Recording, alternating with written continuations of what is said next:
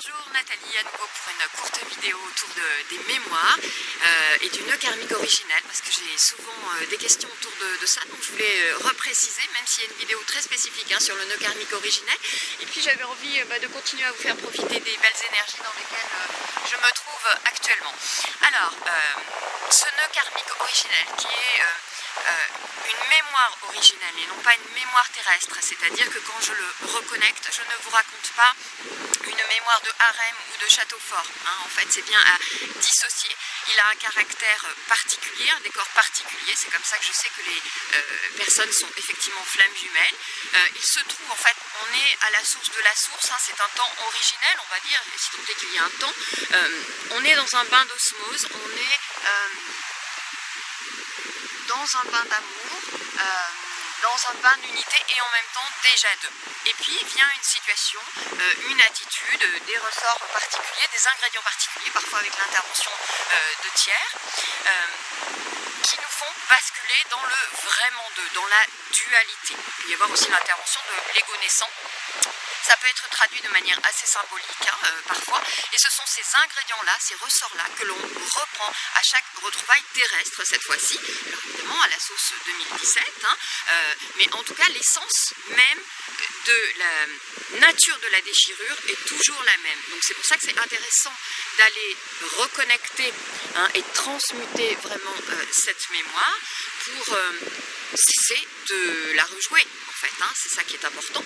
Alors, je le dissocie des mémoires terrestres. Les mémoires terrestres peuvent être intéressantes à travailler, à transmuter dans quelques cas. Quand on se trouve en chemin de vie neuf, effectivement, où là il y a un nettoyage complet à faire, un reset complet à faire.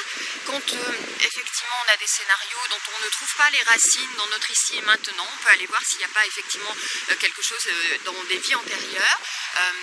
En lien aussi avec notre mission de vie, il peut être intéressant, je pense à des gens qui ont des capacités médiumniques, qui effectivement ont un blocage dans une vie antérieure, et donc là, elles ont ça à exploiter, à explorer, à déployer de nouveau, et simplement ça bloque parce qu'il s'est passé quelque chose dans une vie antérieure. Sinon, c'est juste l'ego, voire l'ego spirituel, qui se saisit de ça pour nous faire croire qu'on a besoin de travailler ad vitam aeternam sur toutes nos mémoires et nous faire un joli catalogue. Donc attention à ça, et puis attention surtout à bien les transmuter, pas seulement aller les visiter, parce que je sais que certains outils, je le vois avec les personnes que j'accompagne, ne font que faire visiter.